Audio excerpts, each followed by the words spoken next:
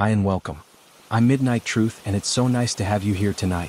Wherever you are right now, whether you're in bed, lying on the couch, or just looking for a quiet moment, I want you to know this time is for you. Take a deep breath in, and as you breathe out, feel the weight of the day start to fade. Let your mind settle, let your body relax, and let yourself simply be. There's no rush, no pressure, just this calm, quiet moment. If you'd like, you can close your eyes and imagine yourself in a peaceful place. Maybe it's a cozy room with soft, warm lighting. Or maybe it's under a starry sky, with a gentle breeze brushing against you. Wherever you feel safe and calm, let yourself drift there. I know many of you use these stories to fall asleep, so before we begin, make sure to like this video and subscribe to the channel. Also, where are you from and what time is it there? Tonight's story is gentle and soothing, perfect to carry you into a deep, restful sleep. So settle in, get comfortable, and let's begin. I had been looking for a fresh start for a while. After the divorce, it felt like everything I once knew had dissolved into dust. The apartment was empty, save for the few things I brought with me. I wasn't sure where I was going or what I was looking for, but when I saw the listing for a small house on the outskirts of town, something about it called to me. It was affordable, isolated, and the kind of place I could settle into quietly. The real estate agent didn't say much about it, just that it had been on the market for a while. The house was old, the kind that looked like it had stories to tell. The wood creaked beneath my feet as I walked around, inspecting each room. The floorboards seemed to complain under the weight of even the slightest movement, and there was a musty smell in the air that I couldn't place. I was used to older homes, nothing new about that, but something felt different here, like the walls themselves were whispering, though I could never catch the words. The living room had a fireplace, and I could already picture myself spending quiet evenings by it, staring into the flickering flames. The kitchen was small but functional, and the 2 bedrooms upstairs were cozy enough. The bathroom had old fixtures, but I liked the charm. It had character. I didn't mind the quirks of the house. There was something comforting about its age. The kind of house that you could forget about the world in. I unpacked my things and settled in, not expecting much beyond the usual. Maybe some late-night reading, occasional dinner in front of the TV, and a little solitude while I adjusted to this new chapter in my life. The first night was uneventful. The house creaked and groaned in its usual way, but nothing out of the ordinary. I chalked it up to the usual settling sounds. The wind blew against the windows, and it felt like any other night in a new home. But as I lay in bed, there was something odd about the silence. It was thick, like the house itself was holding its breath. The next day, I went for a walk around the neighborhood to stretch my legs and clear my mind. The houses were spaced out, each with its own bit of land. Not much to see or do, but the quiet seemed to suit me. As I passed by the house next door, an elderly woman was sitting on her porch, sipping a cup of tea. She looked up at me, and with a smile, she waved. I approached cautiously, not wanting to seem intrusive. "New to the neighborhood?" she asked, her voice raspy but warm. "Yeah," I replied. "Just moved in yesterday." She nodded slowly, her eyes scanning my face like she was deciding whether to share something. "You're in that old house, huh?" I nodded. "Yeah, it's a little creaky, but it's fine." Her face hardened for a second, a shadow crossing her features. "Just be careful in there, dear. It's been empty for a long time. You don't know what's in that place. The last people who lived there, well, they left in a hurry." She paused, and I saw a flicker of something in her eyes. Fear, maybe, or just old memories. "What happened?" I asked, though I immediately regretted it. The last thing I wanted was to hear rumors about the house I was now living in. They started hearing things. Footsteps when no one was there. Cold spots in the middle of the night. It drove them mad. They said something was in the house. Something wrong? I felt my stomach twist, but I forced a smile. "I'm sure it's just the house settling. It's pretty old." She looked at me with pity in her eyes, as if she knew something I didn't. "I hope you're right, dear. Just don't say I didn't warn you." With that, she turned her attention back to her tea, and I walked away, feeling a shiver run down my spine. I dismissed it at first, telling myself it was just a neighbor's gossip, nothing more. But as I returned to the house, the air felt a little colder, the shadows a little deeper. That night, the house didn't feel like it had the night before. The silence seemed heavier. The wind outside howled, but the house itself felt alive in a way I hadn't noticed before. I sat on the couch, trying to read, but the creaking of the floorboards above me kept pulling my attention. It sounded like footsteps, slow and deliberate. But no one was up there. I shook it off, thinking maybe I was just hearing things. The house was old. It would make strange noises. But the longer I listened, the more I felt the hair on the back of my neck stand up. I checked the upstairs rooms. Empty. The floors were cold to the touch. but there was something off. A subtle presence that I couldn't place. I shrugged it off, deciding it was just nerves. The next few days passed in the usual haze. I unpacked the last of my boxes and began settling into the rhythm of my new life. But the odd occurrences didn't stop. I'd hear the footsteps at night, and sometimes I'd catch a glimpse of something moving in the corner of my vision, but when I looked, nothing was there. I'd wake up with a chill in the air, despite the heat running in the house. The old house had a way of making everything feel unsettling, like there was always something lurking just beneath the surface. But I told myself it was just old wood and a draft. It had to be. The alternative was too terrifying to consider. Still, each night, the silence grew thicker, and the house seemed to come alive in ways I couldn't explain. It had been a week since I moved in, and things were starting to feel a little more normal. I had unpacked the majority of my things and was beginning to get used to the strange creaks and groans of the house. The first few nights had been unsettling, but I hadn't experienced anything particularly alarming in the past few days. But there was a nagging feeling that wouldn't leave me, a sense that something was just out of reach, waiting for me to notice. I couldn't explain it. The house was old, sure, but I was beginning to feel like I was being watched, like something was following me from room to room. It wasn't an overwhelming sensation, just a creeping sense of unease that I couldn't shake. One evening, after finishing dinner, I decided to take a walk to clear my mind. The neighborhood was quiet, the kind of place where you could hear the rustling of leaves in the wind and the distant chirp of crickets. As I wandered, I found myself drawn to a small alley that led to a cemetery. It seemed strange, this place so close to the house, but there was something oddly comforting about the solitude of it. I wasn't sure how long I had been walking when I heard footsteps behind me, slow and deliberate, crunching against the gravel. I turned quickly, my heart racing, but no one was there. I must have jumped at the wind, I thought, though my skin prickled with the strange sensation of being followed. Shaking it off, I continued my walk, but the footsteps seemed to linger in my mind, an echo that didn't fade. I had just returned to the house when I ran into the woman from next door again. She was sitting outside, knitting as if she had been expecting me. Her eyes met mine and she gave me a slow, knowing smile. "Out for a walk again, are you?" she asked. "Yeah, just needed to stretch my legs," I replied, trying to ignore the lingering unease from earlier.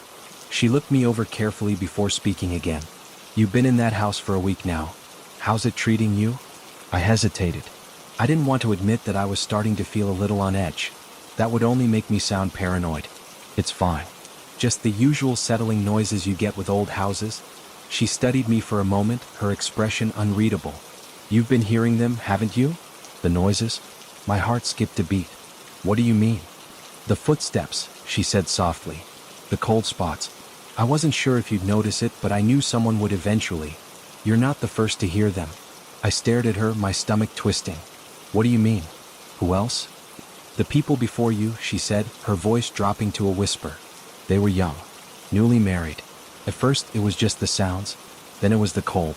They thought it was the pipes, but after a while it wasn't just the house making noise. They started to see things. Figures in the corner of the room, shadows that moved on their own. The wife, she said she saw a woman standing at the foot of the bed one night.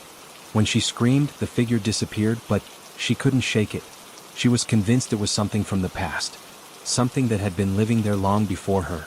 I swallowed hard. "That sounds crazy." The woman leaned in closer, her eyes dark with something like regret. "I wouldn't call it crazy if I were you. Some people say the house is cursed. I don't know about that, but I do know this. Something happened in that house a long time ago. Something not good. And it never left." My breath caught in my throat. "What happened?" Her eyes darted to the house behind me, and she seemed to hesitate before speaking again. "The man who owned the house, before all of this. His name was Ezra Thornhill. He was a scholar of sorts. Not just any scholar, though. He was obsessed with the occult. He spent years studying old books, rituals, things most people wouldn't even think to look at. People say he was trying to summon something, to open a door to another world. I don't know if he succeeded or not, but after he moved in, that's when the strange things started happening. One day he was found in the house, locked in his study. He was dead, they say, but his face," she paused and shuddered. "His face was twisted like he had seen something horrible." I felt a cold wave wash over me. The house seemed to press in around me, the walls suddenly closing in. The air felt thicker, as though the space itself was filled with secrets I wasn't ready to uncover. "Did the house drive him mad?" I asked, my voice barely above a whisper. "I don't know. But I know this," she said, her voice dropping even lower. "The house never truly lets go. People who live here. They hear things, see things. Some leave. Some stay driven by curiosity maybe, but none of them are ever the same. I didn't know how to respond. Her words hung in the air like smoke, filling my lungs with something I couldn't breathe away. I turned to leave, my heart racing, but before I could take a step, she called after me. You be careful, dear. The house has a way of making you believe you're alone. But you're never alone. Not really. I nodded, too shaken to say anything more. I hurried back inside, the door creaking closed behind me, as if the house itself were glad to have me back. That night, the noises returned. It was just like she had said, footsteps in the hallway, soft and measured. But there was something more now, something deeper. It felt like someone was standing in the doorway just watching, waiting. I sat frozen in bed, my heart pounding in my chest, and listened to the silence that followed. There were no more sounds of footsteps. No more creaking. But I couldn't shake the feeling that whatever had once lived in this house was still here waiting for me. The next few days felt like I was living in a constant state of tension. Every time I walked down the hallway or turned a corner, I half expected to see something waiting for me, something I couldn't explain but could almost feel in the air. I kept thinking about what the woman had said, how the house never truly lets go, and I couldn't help but wonder if I was slowly starting to lose my grip on reality. The strange noises continued, but I started to convince myself it was all just the house settling, the wood groaning under the weight of time. Still, there was that nagging doubt in the back of my mind, growing more insistent with each passing day. I had to know more. I spent hours searching the house for something, anything, that might explain what was happening. There was nothing too unusual about the place itself, just the usual wear and tear of an old house. But there was something off about the study, the room that Ezra Thornhill had spent most of his time in. The air always felt cooler there, the floorboards creaked louder like they were hiding something. That afternoon, I decided to go through some of the boxes left behind by previous tenants. Maybe I'd find something useful, something that might explain the odd history of the house or the strange events I'd been hearing about. I found an old chest buried under a pile of dusty sheets in one of the spare rooms. It was heavy, the wood worn smooth by age and locked with a rusted padlock. My heart raced as I fumbled around for something to open it with. When I finally managed to get the lock off, I felt a sense of dread crawl up my spine. The lid creaked open and inside was a stack of yellowed papers. At first, I thought they were just old bills or personal letters, but as I sifted through them, something caught my eye. It was a journal, leather-bound and worn with age, the pages filled with scribbled handwriting. I felt a chill run through me as I opened it to the first page. The handwriting was small and neat, though there was an underlying tremor to the words, as if the writer had been losing their composure. I read aloud, softly to myself. August 3rd, 1923. I have made a discovery. One that fills me with a kind of exhilaration I cannot explain. I have found the ritual. The key to unlocking what has been sealed for centuries. I will not stop until I have finished it, until I have reached the other side. The others may mock me, may call me mad, but I know what I have seen. The truth is out there and I will find it. My breath caught in my throat. I flipped through the pages, each one darker than the last. Ezra Thornhill's obsession with the occult had only grown over time. He wrote about his research into ancient rituals, summoning rites, and his belief that he had discovered a portal, a way to communicate with something beyond the physical world. But as I read more, it became clear that something had gone horribly wrong. October 17, 1923. I have done it. I have opened the door. The spirits, the entities, they are real. They have shown themselves to me in ways I cannot describe. I have made contact, but I feel them growing restless. The house, it is not as it was before. Feels alive now, watching me. The last entry was dated just days before his death. November 1st, 1923. I fear I have made a terrible mistake. The door was not meant to be opened. The things I have summoned, they are not what they seem. They are not what I thought they were. I cannot sleep. They follow me. I can hear them even now whispering in the dark. I feel their cold breath on my neck. It is too late. They are in the house now. They will never leave. I dropped the journal, my hands trembling. Ezra Thornhill had opened something that shouldn't have been disturbed. His obsession had twisted him, driven him to the brink of madness. And now, whatever he had called forth, whatever had crossed into this world, was still here. I stood there for a long time, my mind racing. The footsteps I had heard, the cold spots, the strange sounds, they weren't just my imagination. This wasn't some old house settling. There was something else here, something tied to Thornhill's dark rituals. I needed to know more. I needed to understand what had happened, what he had done, so I could figure out how to make it stop. I started searching through the rest of the chest, hoping for more clues, but all I found were more papers, some older than the others, but none of them seemed to offer any immediate answers. It was as though Thornhill had gone to great lengths to cover his tracks. Still, there was one thing I couldn't ignore. The diary spoke of the door he had opened, of entities that had crossed over. And I was beginning to suspect that those entities weren't just figments of his imagination. That night, as I lay in bed, I couldn't shake the feeling that I wasn't alone. The cold spots had become more frequent, and I felt like eyes were watching me from the shadows. I heard the footsteps again, soft but distinct, moving down the hallway. My heart pounded in my chest, but I stayed still, too afraid to move. I wasn't sure how long I lay there, trying to convince myself that it was all in my head, but then something happened that made me sit up straight in bed, my breath caught in my throat. I heard a voice. It was soft, barely audible, but unmistakable. A whisper coming from the hallway right outside my door. "Come closer." It was followed by a faint tapping sound, like fingernails scraping along the wood. I froze, my body paralyzed by fear. My mind screamed at me to run, to get out of the house, but I couldn't move. I just lay there, waiting, listening to the sound grow closer, the air growing colder with each passing second. And then, silence. I waited for what felt like an eternity, but nothing happened. The house was still again, but the feeling of being watched, of something lurking just beyond my sight, never went away. I had to leave. But something told me I wasn't going to escape so easily. Whatever Thornhill had unleashed, it wasn't done with me yet. The following morning, I barely slept, my eyes red and heavy, but I couldn't shake the image of those cold whispers from my mind. They echoed in the corners of my thoughts, lingering like a shadow, making it impossible to focus on anything else. I couldn't tell if I was hallucinating or if the house had somehow seeped into my mind, but whatever it was, it had a hold on me. I decided to call the landlord. At least someone else would know about the house's history. I needed answers, and I needed to know if anyone had experienced the same things I had. Maybe I wasn't the first person to feel the strange pull of this place, and there had to be a logical explanation, right? When I finally reached him, his voice was curt and disinterested. "I know the house is old. It has a history, sure," he said, almost as if dismissing my concerns before I even brought them up. "But nothing to worry about. You're probably just getting used to it.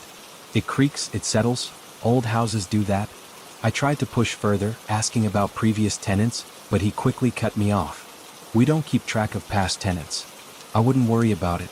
You'll be fine. Just give it time." His tone was so cold and dismissive that I couldn't shake the feeling that he knew more than he was letting on. He was hiding something. But what? And why? I hung up the phone and sat in silence for a long moment, staring at the walls. I couldn't shake the feeling that the house was trying to communicate with me, trying to tell me something. The walls seemed to close in and my breath quickened. The coldness in the room intensified and I shivered, pulling my jacket tighter around me despite the warmth outside. I needed to get out of the house, even just for a little while. I had to clear my head, break free from the oppressive feeling that seemed to grow stronger with each passing minute. I grabbed my keys and headed for the door, but as I stepped into the hallway, I felt it again, the sensation of being watched. The air grew thick, like I was surrounded by something unseen, and I froze mid-step. From somewhere deep within the house, I heard the distinct sound of footsteps, heavy, slow, and deliberate, echoing across the floorboards. My heart skipped a beat and I hesitated. This was no house settling. These footsteps were real. The sound moved closer and my pulse raced as I turned to face the source. But when I looked down the hallway, there was nothing. No one. Just the same dark, empty stretch of floor, lined with faded wallpaper. I shook my head, trying to push the growing panic down. I wasn't alone here. The house knew I was afraid. Whatever was in here with me knew how to manipulate that fear. I stepped forward cautiously, my feet barely making a sound on the creaky floor. As I walked toward the stairs, I heard the faintest whisper, so faint that I thought I might have imagined it. But then I heard it again, clearer this time. "Come closer." It was a voice I didn't recognize. Not the whispers I had heard the night before, but something else. It was calling me, beckoning me deeper into the house. I reached the staircase, my hand gripping the banister as I took a shaky step. The temperature dropped, the air growing heavier with each passing second, and I felt something brush against my skin, cold and damp. I turned quickly, my heart pounding in my chest, but there was nothing there. The house seemed to be alive in a way that I couldn't explain. The silence wasn't comforting. It was suffocating, as if the walls themselves were holding their breath, waiting for something. I needed to leave. I had to. But as I turned back toward the door, my foot caught on something. Looking down, I saw a piece of paper half hidden under the rug at the foot of the stairs. I bent down to pick it up, and my stomach turned when I saw what was written on it. It wasn't a letter or a note. It was a drawing crudely sketched in ink. A door. A door with strange markings around its frame. The design was unsettling, the symbols jagged and unnatural. I couldn't understand what it meant, but there was something about it that made the hairs on the back of my neck stand up. It was the door from Ezra Thornhill's journal. The one he had opened. I stood there frozen, the paper clenched in my hand. The house seemed to grow quieter, but the oppressive weight of the air grew even heavier, almost unbearable. The footsteps had stopped, but I could still hear something, whispers barely audible, coming from everywhere and nowhere all at once. "Come closer," the voice whispered again. I had to find a way out. My hands trembled as I rushed toward the door, my heart racing, my mind screaming that I needed to leave this place before it swallowed me whole. But when I reached for the handle, I hesitated. There was something pulling me back, something deep within the house, drawing me toward it. The presence was so strong now I couldn't ignore it. I turned around, and for the first time I saw it.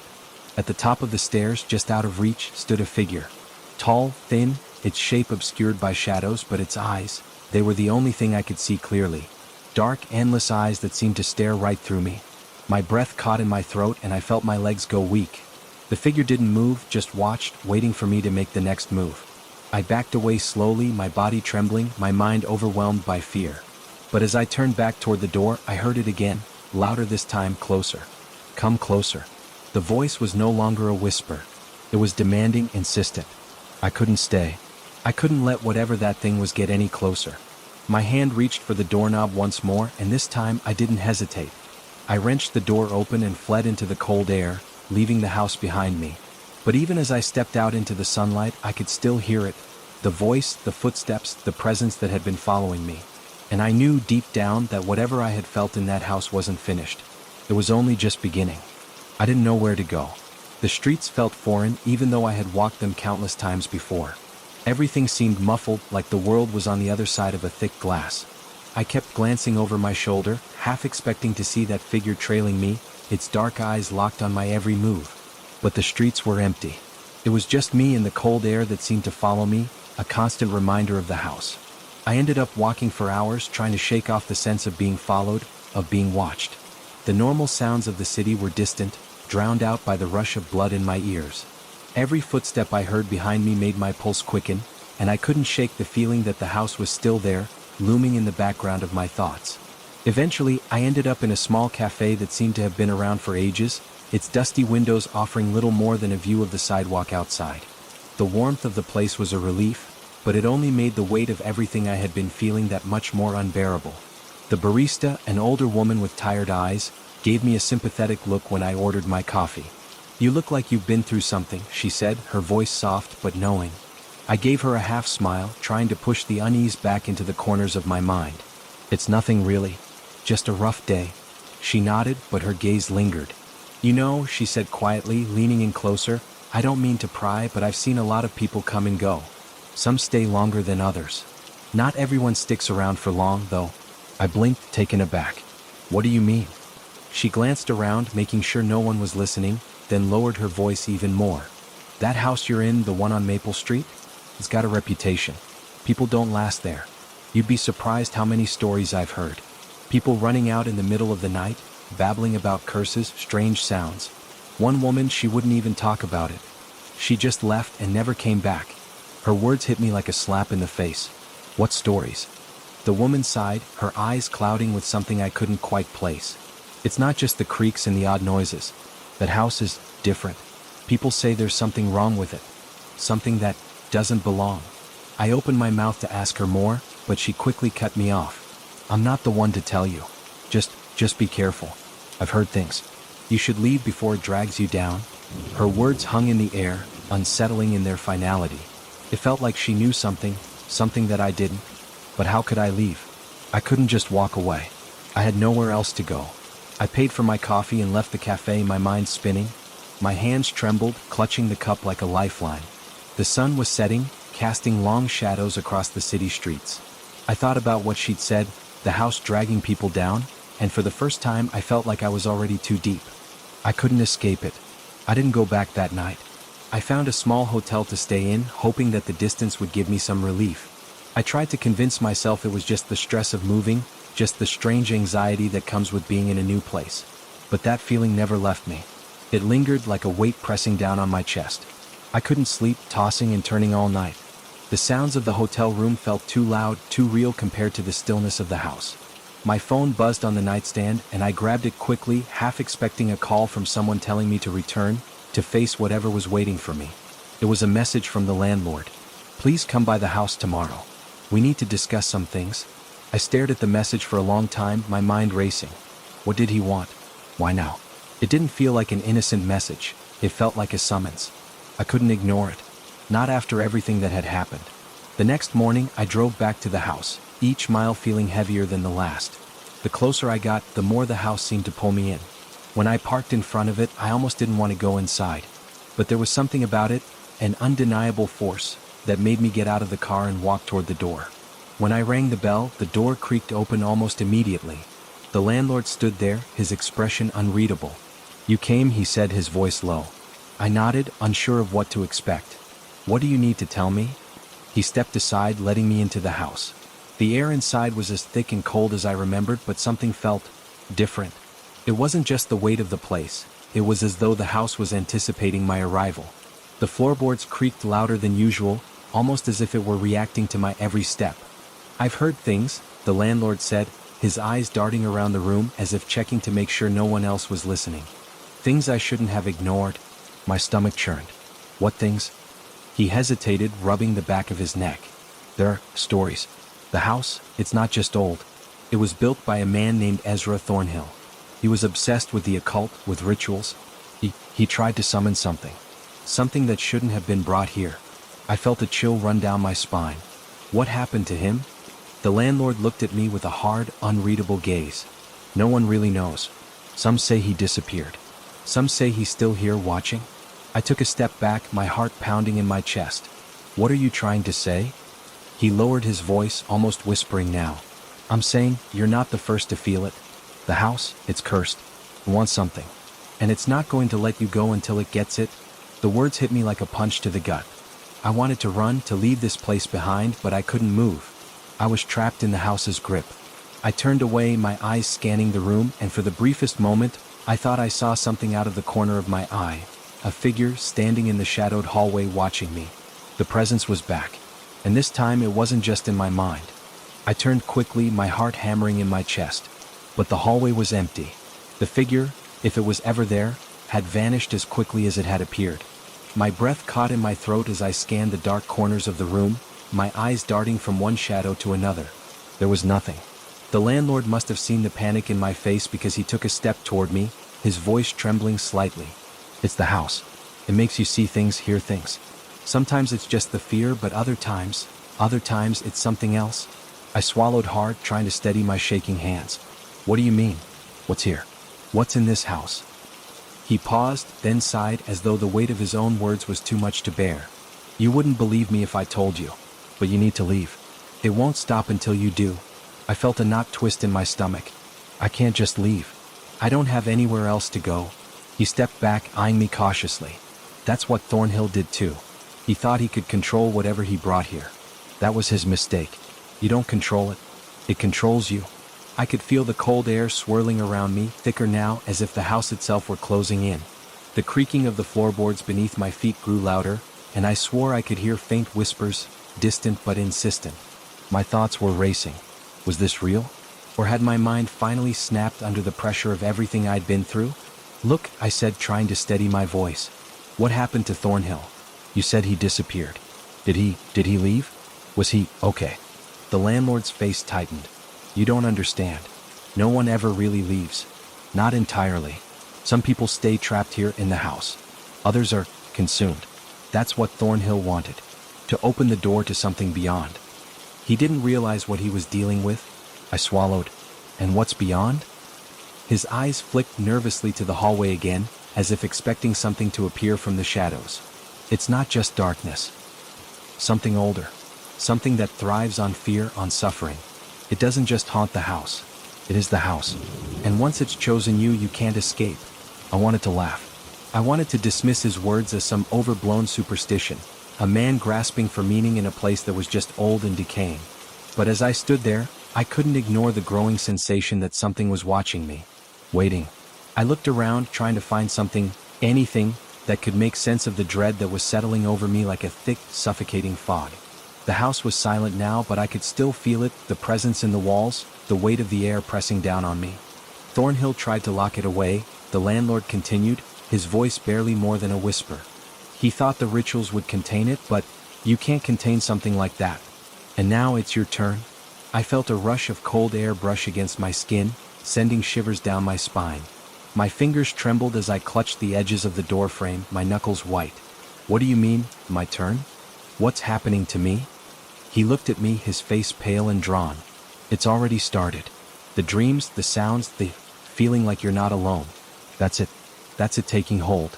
And if you don't leave, it'll take more. You'll become part of it. Just like everyone before you. I couldn't breathe. My mind was racing, but there was nothing to hold on to, nothing to reassure me that this wasn't happening. The house felt alive, like it was pulling at the very fabric of reality. The landlord stepped back, slowly, as if retreating into the shadows himself. You'll feel it soon. The house will come for you in your sleep, in the quiet moments. And when it does, you'll know, there's no going back. He turned and walked toward the door, and I, rooted in place, couldn't move. His footsteps faded as he left, but the silence in the house was deafening. I should have left then. I knew it, but the pull was too strong. I had to know. I had to understand what was happening. I walked through the house, trying to gather my bearings. The front room, the kitchen, the hall, everything looked the same. Everything was still. But I could feel the air thickening around me, pressing in with an intensity one couldn't escape. The whispers had returned. They were louder now, almost imperceptible, but undeniably there. Soft at first, like a rustling of paper, but growing stronger, turning into hushed voices, muttering in a language I couldn't understand. I forced myself to walk forward, through the hallway, toward the staircase that led to the attic. The steps creaked with every movement, like the house was protesting my decision. But I couldn't turn back. I had to know. The attic door was ajar. As I pushed it open, a cold rush of air hit me, more intense than anything I had felt before. The room was dark, the only light coming from a small window at the far end of the room, casting a faint, eerie glow. And there in the corner was an old wooden desk. The journal. I approached it cautiously, my hands trembling as I picked it up. The cover was worn, cracked, and stained with age. My fingers brushed against the pages, which felt sticky to the touch, as if they had been soaked in something. Something ancient. Opening it to the first page, I began to read. The words were scrawled hastily, as if the writer had been in a rush, desperate. It is not enough to summon. You must become. The door must be opened, but only to those who understand. I see them now, the ones who will join me. I turned the page, my heart pounding. The next entry was even more disturbing. I feel it inside me. I can hear them in the walls. They are coming. I've opened the door, and now I can't close it. They are inside, in the house, in me. The further I read, the more the words seemed to blur together, the ink bleeding across the pages, as if the journal itself was fighting to hold on to the words. The last entry, though, made my blood run cold. I have become one with them. There is no leaving now. The house is alive, and I am its servant. It is awake now, and so are the others. You will be too soon. I dropped the journal. The house seemed to groan with a deep, resonating sound, like it was waking up around me. The air was thick, suffocating, and I could feel the presence pressing against me, crawling over my skin, clawing at my mind. Before I could make sense of what I had just read, a deafening crash echoed through the attic, followed by the unmistakable sound of footsteps. Heavy, slow. It was here. I froze. The footsteps weren't in my mind, weren't just the house settling. They were real, heavy and deliberate, coming from the darkness behind me. My heart pounded in my chest as I turned slowly, almost afraid to see what was there. But when I looked, there was nothing. Just the faint light from the window casting long shadows across the floor. But the footsteps continued. I took a shaky breath, my mouth dry, and forced my legs to move. Each step I took felt like 1,000 pounds of weight pressing me into the floor. I had to get out of here. My body screamed at me to leave, but my feet betrayed me, dragging me further into the attic. I wasn't alone anymore. I could feel it. Something was in the room with me, watching from the dark corners, its presence palpable. My fingers trembled as I gripped the railing of the stairs leading back down. The cold air, thick with the scent of decay, washed over me, and I thought I heard a low, guttural whisper. It was close, right behind me. I turned, expecting to see something. But nothing. Just the oppressive darkness. I didn't want to wait. I spun around, intending to make my way back to the stairs, but something stopped me. A chill washed over me so violently, it felt like ice scraping against my skin. The temperature dropped, and I felt the hairs on the back of my neck stand on end. There, at the far corner of the attic, was a figure. It was tall, impossibly tall, its outline blurry as though it was made of smoke, drifting in and out of focus. But the eyes, those eyes were crystal clear. They were glowing red like embers in a dying fire, piercing through the darkness. And they were staring straight at me. I couldn't breathe.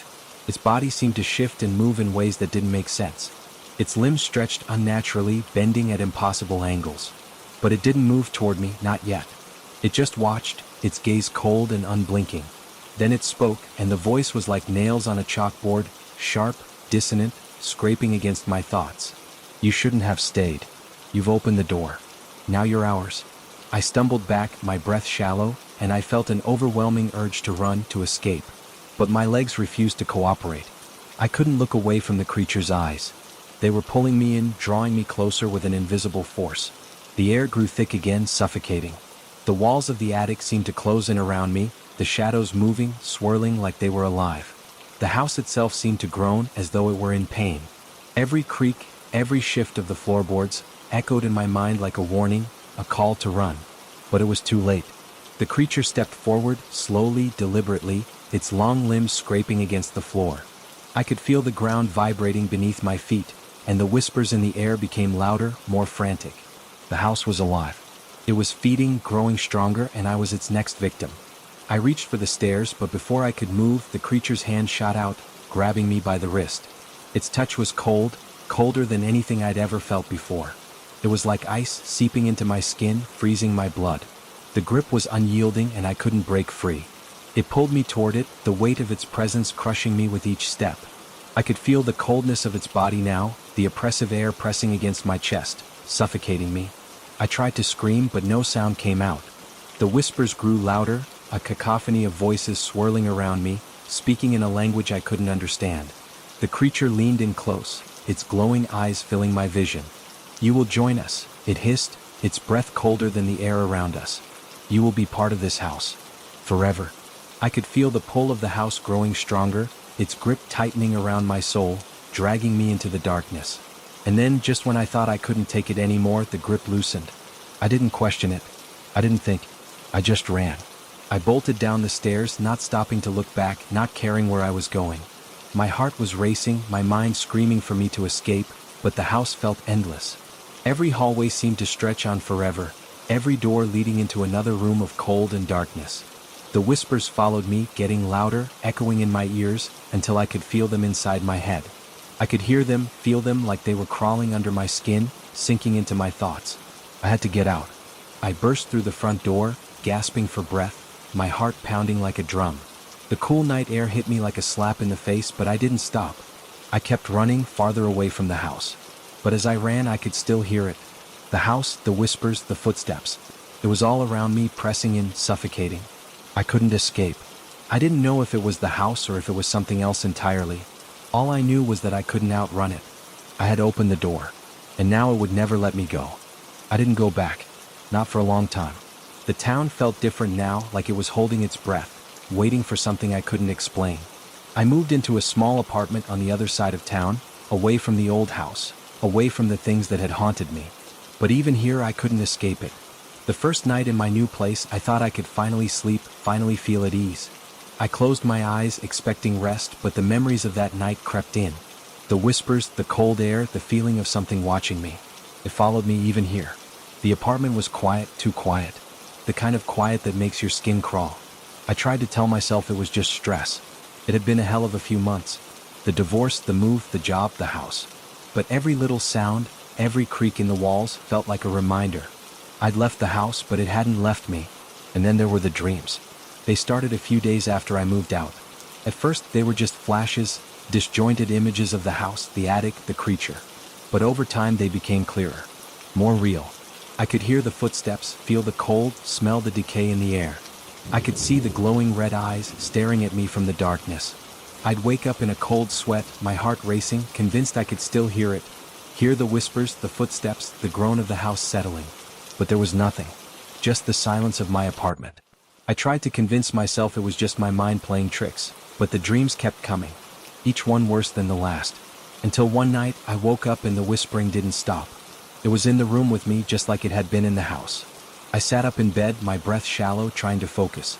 The air was thick, heavy. I couldn't see anything, but I could feel it. The presence lurking just out of sight. And then I heard the footsteps. Not in my head this time. They were real, moving closer, growing louder. My heart pounded in my chest as I tried to move, but I was frozen, paralyzed by fear. The door to my bedroom creaked open.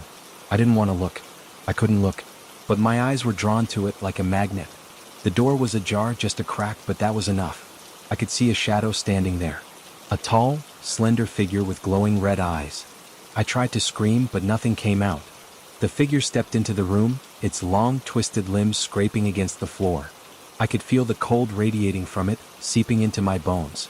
It was the same creature, the same one I had seen in the attic. "You thought you could leave," it whispered, its voice like gravel. "You can never leave." I wanted to run, wanted to hide, but I couldn't move. It was like my body was stuck, frozen in place. The creature's gaze never wavered. It just stood there watching me, waiting for something. I don't know how long we stood like that, locked in a silent stare. But then, just as suddenly as it had appeared, it was gone. The room was empty, silent, as if nothing had happened. I ran to the window, pulled the curtains back, and looked outside. The street was quiet, the lights of the town flickering in the distance. No sign of the creature. No footsteps. But I knew it was there. It was watching. Waiting. I couldn't take it anymore. I grabbed my things and left the apartment.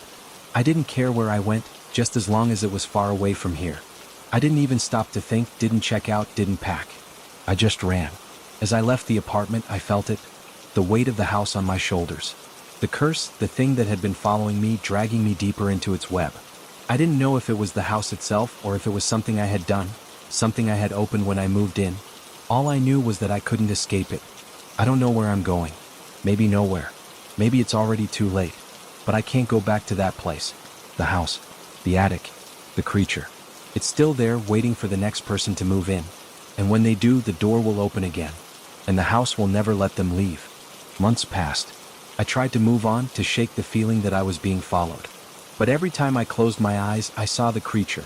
Those glowing red eyes, the twisted form that lurked in the corners of my mind. I couldn't escape it.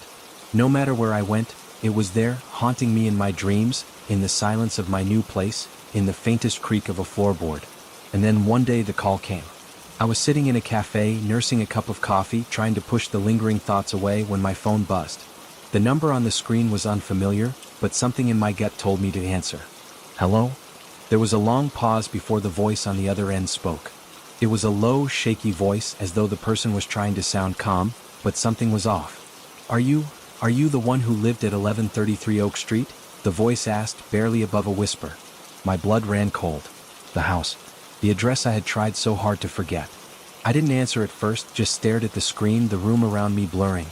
My mouth went dry. "Yes," I finally managed to say. My voice didn't sound like mine, distant, almost hollow.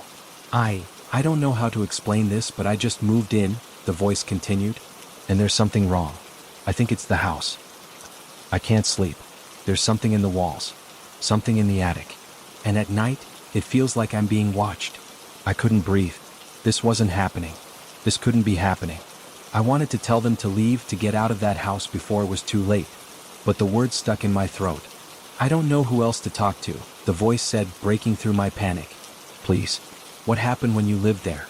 Is there something I should know?" I felt the weight of the decision pressing on me. I could hang up, forget this whole nightmare, and never look back. But deep down, I knew I couldn't. Because if I did, whoever had moved in would suffer the same fate I had. I took a deep breath. "It's real," I whispered, barely audible. "Everything you're feeling, everything you're hearing, it's real. The house, it's cursed.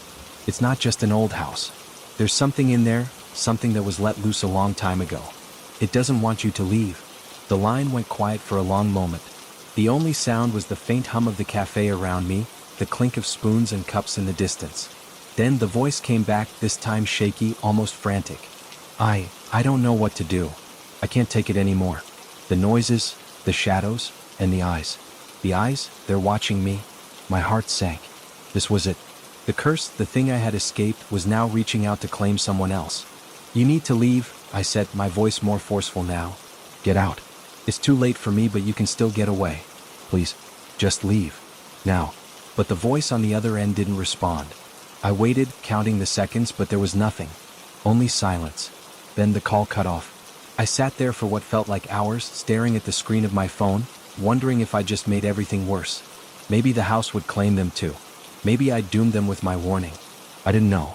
I didn't know what the right choice was anymore. But I knew one thing for sure. The house was still out there. Waiting. Watching. And it wasn't done with me yet. The next few days passed in a haze. I kept checking my phone, expecting another call, another warning. But nothing came. The days turned into weeks, and eventually I convinced myself that the phone call had been some kind of mistake. Maybe the new tenant had moved out. Maybe they had listened to me and gotten away before the house could take hold of them. But then one night I couldn't sleep. The air in my room was thick, heavy. I tossed and turned, my mind racing. Something was wrong. I could feel it. I lay there, staring at the ceiling, trying to convince myself that everything was fine, when the unmistakable sound broke through the silence. Footsteps. Slow. Heavy. Like someone was walking in the hallway outside my bedroom. My heart skipped a beat, my breath catching in my throat. I didn't move. I didn't dare. The footsteps grew louder, closer, until they stopped just outside my door. And then I heard it. A voice.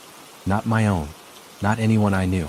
It was soft at first, like a whisper, but it grew louder, more desperate. You can't escape.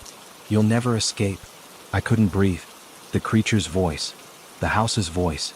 It was here in my new apartment, speaking to me through the walls. The door creaked.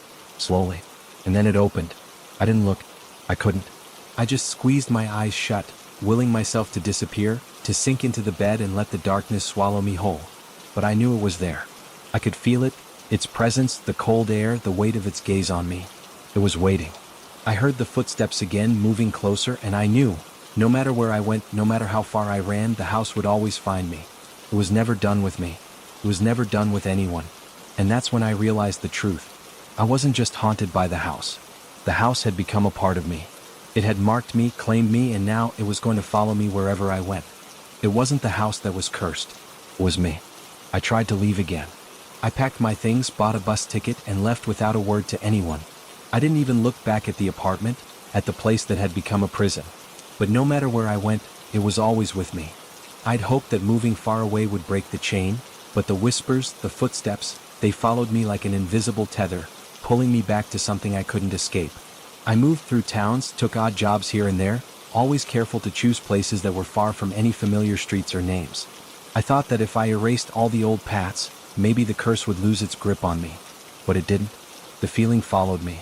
Like something pressing down on my chest, always there, always watching, always waiting. It started with small things just like before. A door creaking in the middle of the night. A faint shadow at the edge of my vision. Things that could have been explained away, until they couldn't anymore. The apartment I rented in a sleepy little town had been quiet for the first few days. Then at night, the floorboards began to groan again. It was like the house was reaching out from the depths of my mind, pulling me back no matter how far I ran. I went to the library one afternoon, hoping to distract myself from the mounting dread that had begun to settle in my chest once more. I wandered the aisles, trying to focus on the rows of books, but something was off. A woman at the front desk smiled at me as I passed, her eyes too wide, her smile too tight. I felt the hairs on the back of my neck stand up, and I quickly turned away, feeling her gaze on me, even as I walked toward the history section. As I was scanning the books, I found it. A thick, leather-bound volume sat on a shelf at the back of the section. It wasn't labeled, just a dark, weathered book that seemed out of place. Something about it called to me, and before I could stop myself, my fingers brushed over the cover. I opened it. The pages were brittle, yellowed with age, but the ink was still sharp, the words clear. I flicked through the pages, scanning the old text when something caught my eye, an entry that sent a chill down my spine. It described an old house at the edge of a small town, a house where strange events were said to take place. But what truly made my blood run cold was the name at the top of the page. 1133 Oak Street. The entry was filled with descriptions of the house, its history, the strange occurrences, the rumors that it had been built on cursed ground. But what was worse was the mention of a ritual. A dark ritual that the original owner had performed, something that had opened a door to another world, something that had unleashed a presence that now haunted the house. The words on the page blurred as I read, my hands trembling. I knew, even without finishing, what had happened. The curse had been set in motion long before I ever moved into that house. And somehow I had opened that door wider even after I left. I was connected to it now. The thing that haunted the house was inside me, a part of me pulling me back. I slammed the book shut, heart racing. The woman at the desk was still watching me, her gaze unblinking, unsettling. I didn't want to stay there any longer, but I couldn't leave the library fast enough. I ran out into the street, gasping for air, my mind a whirlwind of fear. The world around me felt like it was shrinking, closing in. I couldn't think straight. I needed to get away from here, away from whatever this was. I didn't even remember how I ended up at the bus station. But when I looked up, there it was, an old, familiar bus, its number the same as the one that had taken me out of town months ago, the one that had left me far from Oak Street. It was a sign, a pull I couldn't ignore. I climbed aboard, the doors creaking closed behind me. As the bus pulled away, I glanced out the window and saw something in the distance, lurking at the edge of the town. A shadow. A figure standing at the end of the street. I knew it wasn't real. It couldn't be. But the eyes I had seen so many times before, they were there, glowing red in the distance.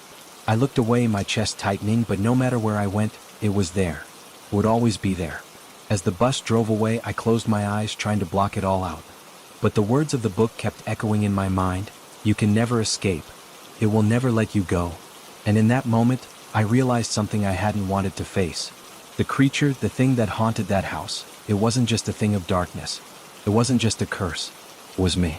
And no matter how far I ran, no matter how many times I tried to leave, the curse would follow. It had already claimed me, and now it was dragging me back. The door had been opened, and there was no way to close it again. I tried to leave again. I packed my things, bought a bus ticket, and left without a word to anyone. I didn't even look back at the apartment, at the place that had become a prison. But no matter where I went, it was always with me. I'd hoped that moving far away would break the chain, but the whispers, the footsteps, they followed me like an invisible tether, pulling me back to something I couldn't escape. I moved through towns, took odd jobs here and there, always careful to choose places that were far from any familiar streets or names. I thought that if I erased all the old paths, maybe the curse would lose its grip on me. But it didn't. The feeling followed me. Like something pressing down on my chest, always there, always watching, always waiting. It started with small things just like before. A door creaking in the middle of the night. A faint shadow at the edge of my vision. Things that could have been explained away, until they couldn't anymore. The apartment I rented in a sleepy little town had been quiet for the first few days. Then at night, the floorboards began to groan again. It was like the house was reaching out from the depths of my mind, pulling me back no matter how far I ran. I went to the library one afternoon, hoping to distract myself from the mounting dread that had begun to settle in my chest once more. I wandered the aisles, trying to focus on the rows of books, but something was off. A woman at the front desk smiled at me as I passed, her eyes too wide, her smile too tight. I felt the hairs on the back of my neck stand up, and I quickly turned away, feeling her gaze on me, even as I walked toward the history section. As I was scanning the books, I found it. A thick, leather-bound volume sat on a shelf at the back of the section. It wasn't labeled, just a dark, weathered book that seemed out of place. Something about it called to me, and before I could stop myself, my fingers brushed over the cover. I opened it. The pages were brittle, yellowed with age, but the ink was still sharp, the words clear. I flicked through the pages, scanning the old text, when something caught my eye, an entry that sent a chill down my spine. It described an old house at the edge of a small town, a house where strange events were said to take place. But what truly made my blood run cold was the name at the top of the page. 1133 Oak Street. The entry was filled with descriptions of the house, its history, the strange occurrences, the rumors that it had been built on cursed ground. But what was worse was the mention of a ritual. A dark ritual that the original owner had performed, something that had opened a door to another world, something that had unleashed a presence that now haunted the house. The words on the page blurred as I read, my hands trembling. I knew, even without finishing, what had happened. The curse had been set in motion long before I ever moved into that house. And somehow I had opened that door wider even after I left. I was connected to it now. The thing that haunted the house was inside me, a part of me pulling me back. I slammed the book shut, heart racing. The woman at the desk was still watching me, her gaze unblinking, unsettling. I didn't want to stay there any longer, but I couldn't leave the library fast enough. I ran out into the street, gasping for air, my mind a whirlwind of fear. The world around me felt like it was shrinking, closing in. I couldn't think straight. I needed to get away from here, away from whatever this was. I didn't even remember how I ended up at the bus station. But when I looked up, there it was, an old, familiar bus, its number the same as the one that had taken me out of town months ago, the one that had left me far from Oak Street. It was a sign, a pull I couldn't ignore. I climbed aboard, the doors creaking closed behind me. As the bus pulled away, I glanced out the window and saw something in the distance, lurking at the edge of the town. A shadow. A figure standing at the end of the street. I knew it wasn't real. It couldn't be. But the eyes I had seen so many times before, they were there, glowing red in the distance. I looked away, my chest tightening, but no matter where I went, it was there. It would always be there. As the bus drove away, I closed my eyes, trying to block it all out. But the words of the book kept echoing in my mind. You can never escape.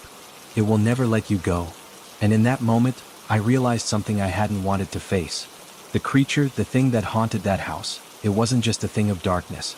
It wasn't just a curse. It was me. And no matter how far I ran, no matter how many times I tried to leave, the curse would follow. It had already claimed me, and now it was dragging me back. The door had been opened, and there was no way to close it again. I sat in the back of the bus, hands clenched into fists, heart pounding. I didn't know where I was going or how far I could run. All I knew was that every mile that passed felt like another link in the chain that held me to that house, held me to whatever had been unleashed. The bus rumbled through dark streets, past neighborhoods that I didn't recognize, all the while the air around me grew colder. The windows fogged up, and despite the warmth of the bus, I felt a chill creeping in, a chill that came from deep inside my bones. It was the same sensation I had felt before, that heavy presence pressing in, closing me in from all sides. I tried to focus on the passing lights outside to distract myself from the growing panic, but my thoughts kept circling back to Oak Street, to the house, to the curse that I thought I could outrun. I had been wrong. I had been wrong to think that leaving that place would free me. The truth was, I had never truly left.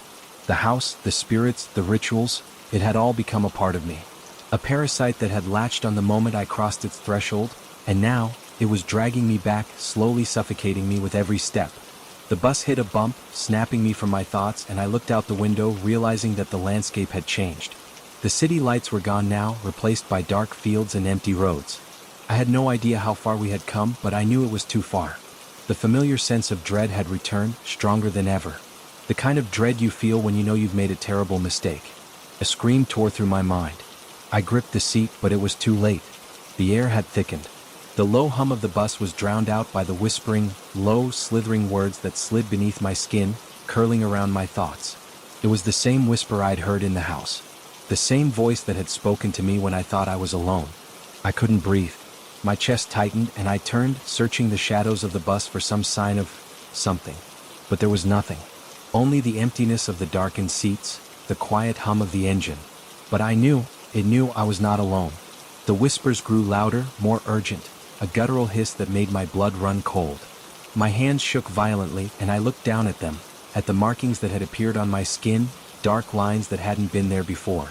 The symbols, the runes from the house, they were starting to burn.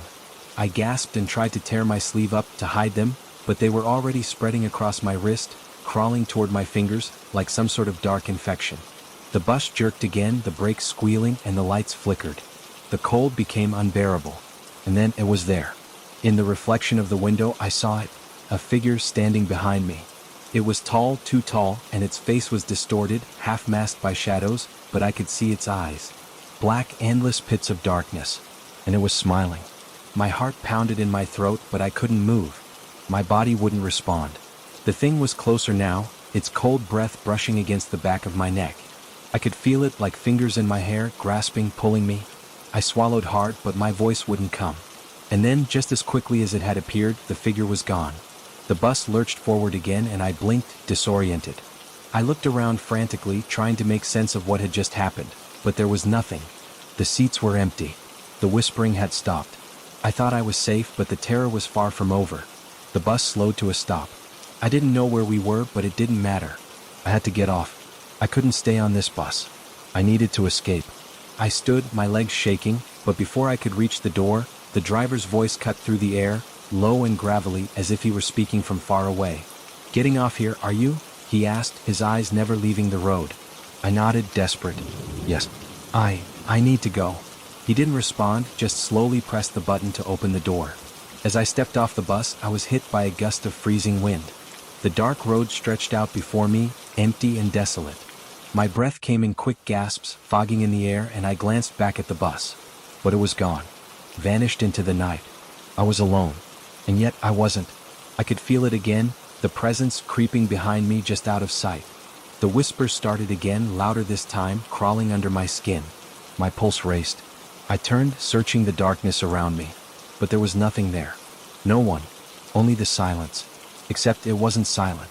I could hear footsteps, heavy, deliberate steps. Not my own, but someone else's. Someone who was following me. My legs shook as I ran, but the footsteps matched my pace.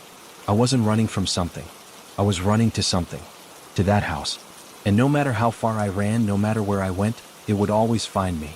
There was nowhere left to go. The door had been opened and I couldn't close it. I didn't stop running. My breath was ragged, my feet pounding against the cold earth, but it didn't matter. Every step I took only seemed to pull me closer to the inevitable. I knew where I was going now, there was no escaping it. The road stretched endlessly in front of me, an unmarked path that led back to that cursed place. Every instinct told me to keep running, to flee as far and as fast as I could.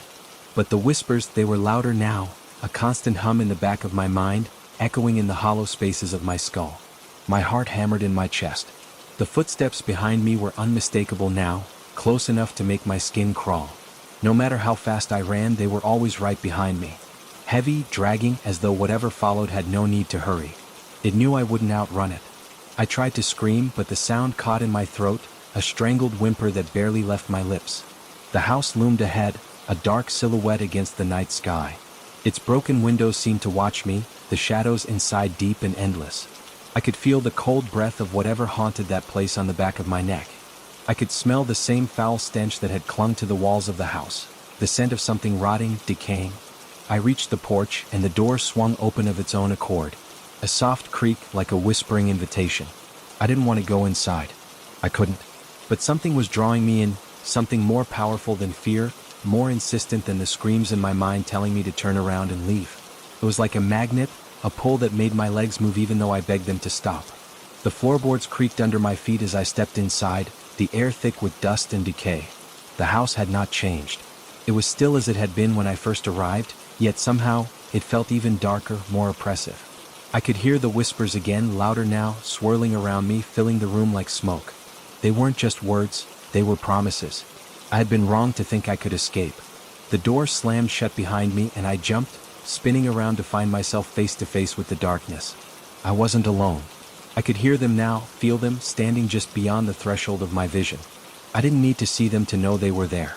I could feel the cold presence of them, pressing in, wrapping around me like chains. The house was alive. It was alive with hunger, with malice. The air grew colder, colder still, until my breath hung in the air like ice. The floor beneath me felt like it was shifting, groaning under the weight of something unseen. And then I heard it. A voice, clear and sharp, cutting through the whispering. Welcome home. It was a voice I recognized, a voice I had heard before. But it wasn't mine. It wasn't human. I turned, trying to run, but the house held me in place. The walls, the floors, the very air, all seemed to close in on me. I couldn't escape. I could hear the footsteps again, louder now, coming closer, faster. They were in the house, circling me, stalking me just out of reach. I reached out, desperate, searching for something, anything, that could save me. But the house was all around me now, its presence suffocating, its power overwhelming. And then I saw it. In the shadows, standing in the doorway of the room where it all began, I saw the figure. Tall, impossibly tall, its face hidden in shadow, but I knew who it was. I had known from the moment I stepped through that door. It was the owner, the one who had brought the curse here. It had been waiting for me. I opened my mouth to scream, but the sound was smothered before it left my lips. The cold wrapped around my chest, squeezing, choking. I couldn't breathe. The figure stepped forward, and as it did, I felt the presence inside me grow stronger. It was in me now, in my veins, in my mind. I could feel its hunger, its need to devour, to consume. It wasn't just in the house anymore. It was in me. The figure reached out, and I felt its cold fingers brush against my face, and in that moment, I realized the truth. I had never truly left. I had always been part of it, part of the house, part of the curse. There was no escape. There had never been an escape. The darkness swallowed me whole. And as I faded into it, I heard the whisper again, this time inside my head. Welcome home. The house had claimed me. And when the next tenant arrived, they would hear the whispers too. Story 2. I never thought I'd end up here. It wasn't just the town, it was the house.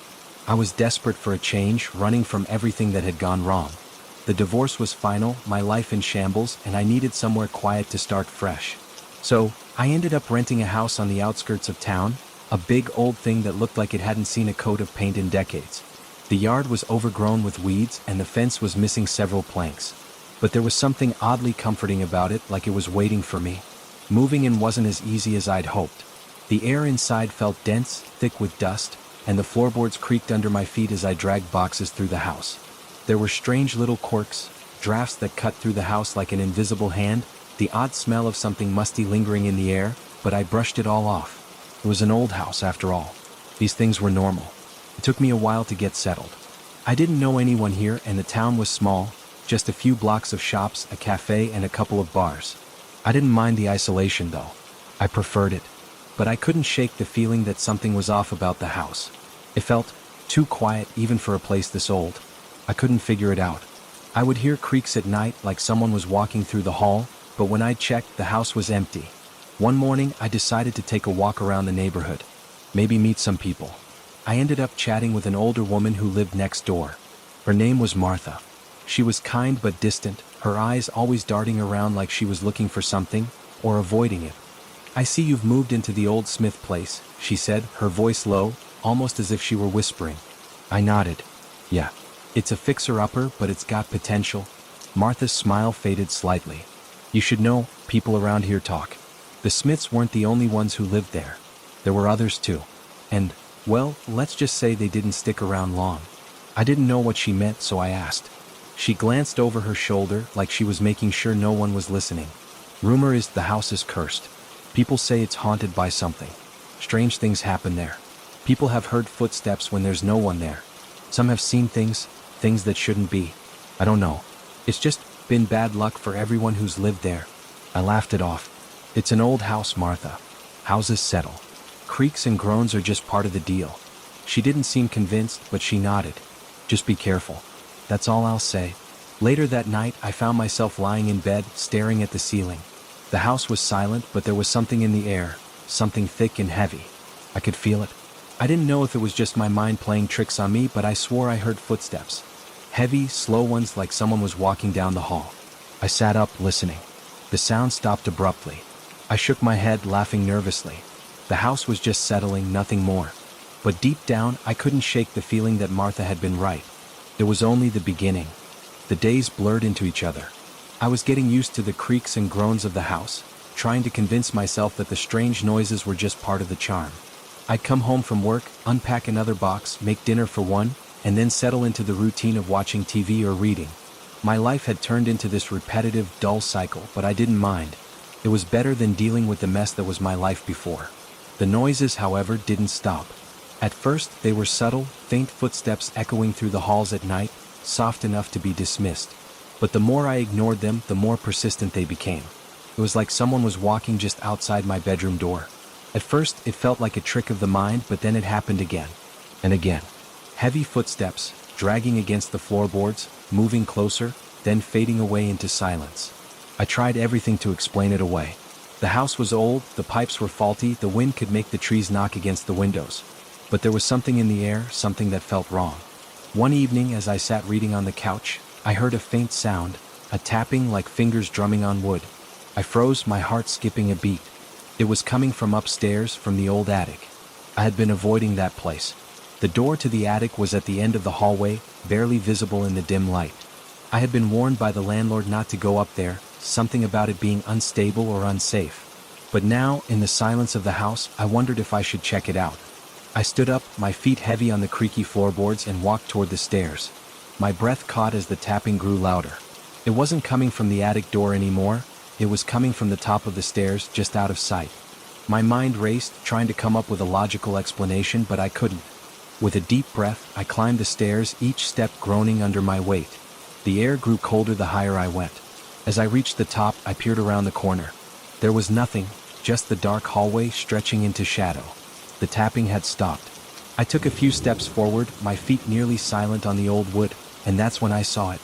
At the far end of the hall, something flickered in the corner of my vision, like a shadow moving just out of the reach of the light. My blood ran cold. It was nothing. My mind was playing tricks on me. I turned to leave but froze. The attic door was slightly ajar, just enough to see the dark space beyond. I didn't remember leaving it open. I turned quickly and rushed down the stairs, my heart pounding in my chest. My hands were shaking as I closed the door behind me. I didn't sleep that night. Instead, I lay in bed, staring at the ceiling, listening to the sound of my own breath mingling with the faint creaks of the house. But there was something else, something I couldn't explain, a whisper like a voice calling my name. The next morning, I decided to call Martha. I needed to know more about the house's past. What was happening to me? What was happening in this place? When I knocked on her door, she greeted me with a tight-lipped smile. "You've heard them too, haven't you?" she asked, her voice soft but knowing. I didn't respond right away. I didn't know what to say. "You've been hearing the footsteps," she continued. "And the whispers? That's how it starts. You'll start feeling watched, like someone is always right behind you." Who's been in the house before?" I asked, my voice trembling. Martha glanced around, her expression turning serious. "You don't want to know everything. But if you must, then listen closely. The house was built by the Smiths. They were nice folks, good people, until Mr. Smith got obsessed. He started digging into things, old rituals, the occult. I heard rumors about strange symbols being carved into the walls, things like that. Some folks think he opened a door, invited something in." "Invited what in?" I asked, my throat dry. "I don't know for sure," she said, lowering her voice. "But you'll find out if you stay long enough. The house remembers. And whatever Mr. Smith did, it's still here." I walked back to the house, my mind reeling. What had I gotten myself into? What had Martha meant by the house remembering? And what was it that Mr. Smith had let in? I had to know more. But I wasn't sure I was ready for what I might find. I spent the next few days trying to ignore the gnawing fear that had settled in my gut. The house felt different now, darker, as if it had taken on a life of its own. The air was thick, like it was holding its breath, waiting for something. I couldn't focus on work, couldn't concentrate on anything. I had to know more about what had happened here.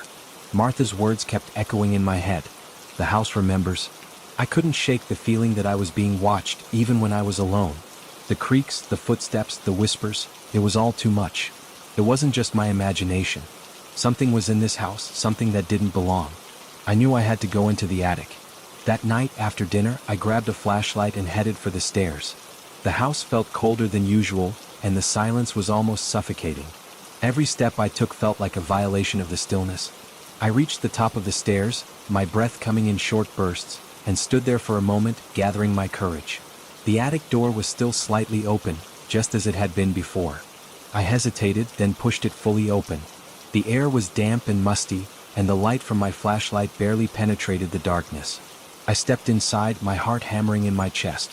The floorboards creaked under my weight, and I shivered, trying to shake the feeling of being watched. There were boxes everywhere, old, dusty things that looked like they hadn't been touched in years. But one thing caught my eye.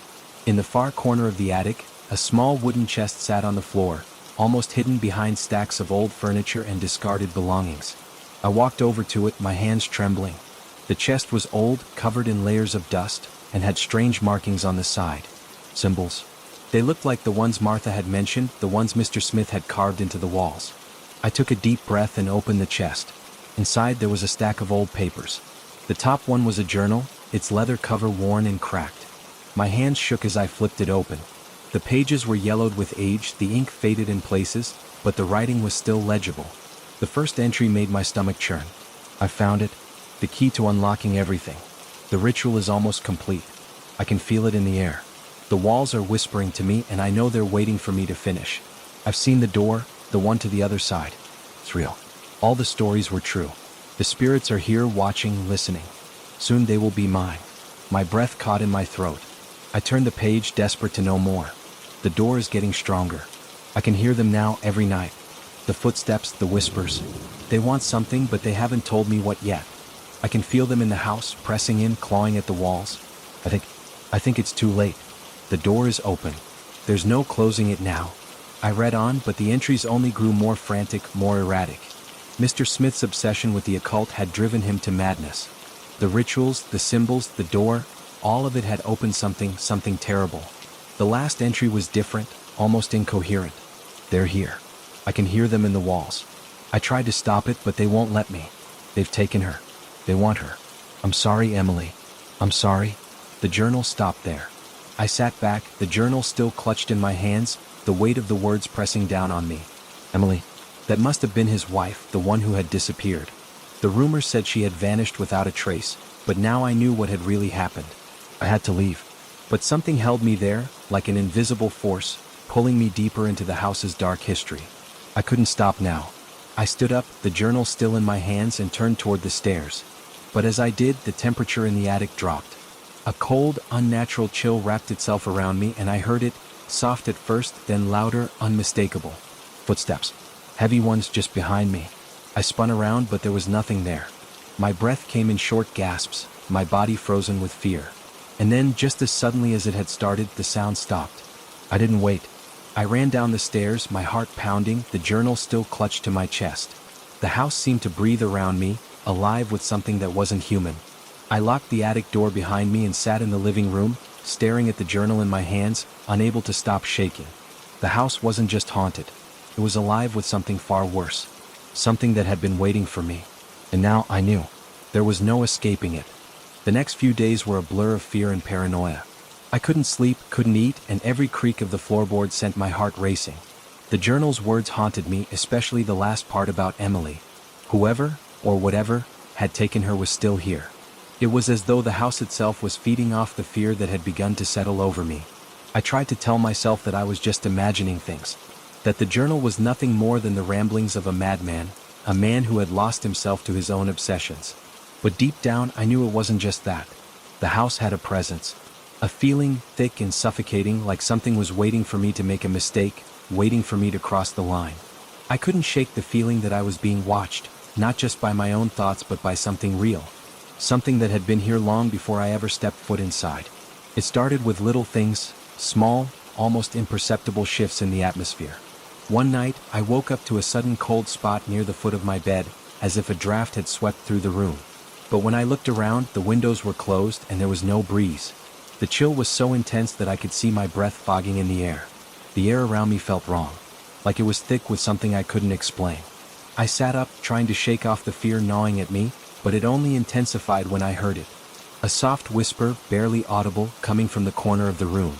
I couldn't make out the words, but the tone was unmistakable.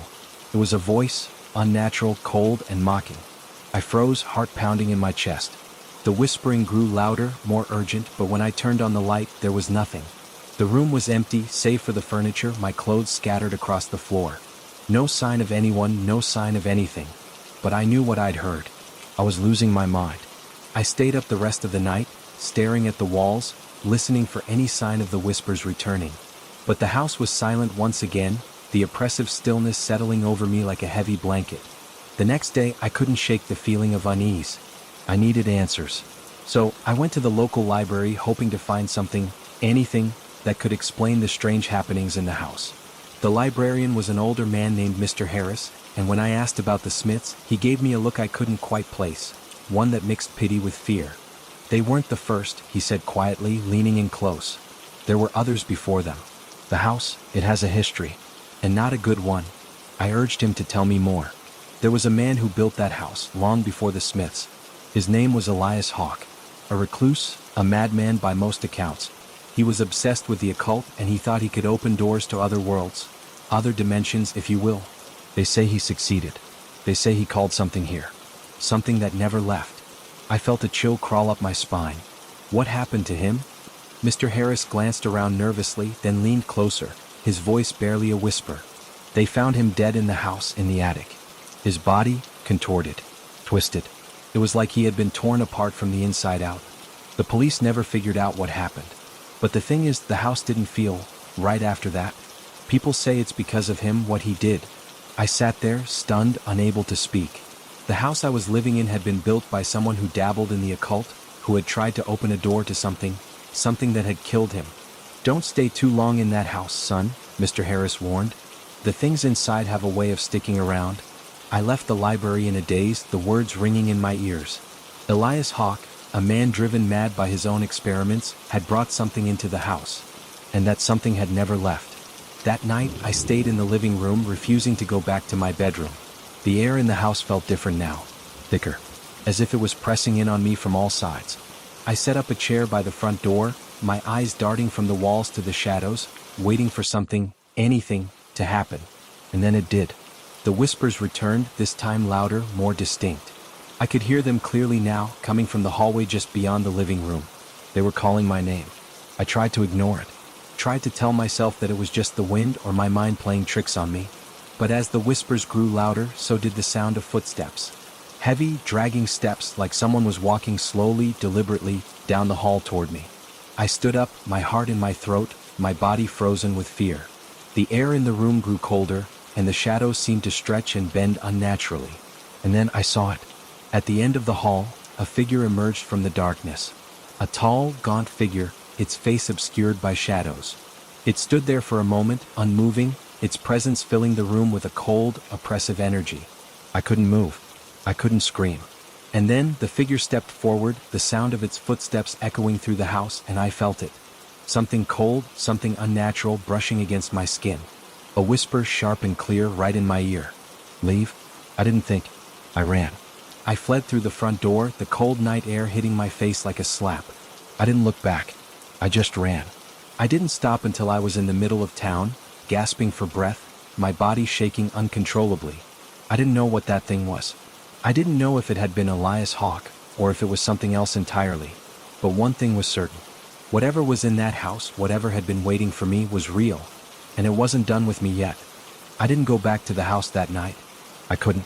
I stayed at a nearby motel, pacing in the small, dimly lit room, too frightened to sleep, too terrified to think. Every time I closed my eyes, I saw that figure, standing in the hallway, its dark form watching me as I ran. The next morning, I felt a sense of dread that I couldn't shake. My hands trembled as I sipped my coffee, my eyes flicking to the clock on the wall. I didn't want to go back to the house, but deep down, I knew I had to. It wasn't over. I had learned too much, seen too much to walk away. I had to finish it, whatever it was. I drove back, the old house looming in the distance as I approached. The closer I got, the more the air seemed to thicken around me, like the house was pulling me in. I parked in the driveway, my pulse racing in my throat, but I didn't get out right away. I sat there, hands gripping the steering wheel, staring at the weathered exterior. I kept thinking of Mr. Harris's words, "Don't stay too long in that house." But it was too late now. I was already tangled in whatever dark web this place had spun around me. I finally got out of the car and approached the front door. It looked the same, old, dilapidated, like it had been waiting for me. As I reached for the doorknob, my hand shook, but I forced it to turn. The door creaked open, and I stepped inside, feeling the familiar chill settle in around me. The house was silent. Too silent. I walked through the living room, every floorboard creaking beneath my feet, my heart thudding in my chest. The air felt wrong, thick with something I couldn't put into words. The shadows seemed to stretch unnaturally, as if the house itself was alive, waiting for something to happen. I made my way upstairs, the same coldness creeping up my spine as I approached the hallway. And there it was again, the sound of footsteps, soft at first but growing louder with each passing second. They were moving toward me. I turned around, expecting to see something, but there was nothing. Just the dark hallway stretching out behind me, empty. But then I heard it again, louder this time. And the temperature dropped.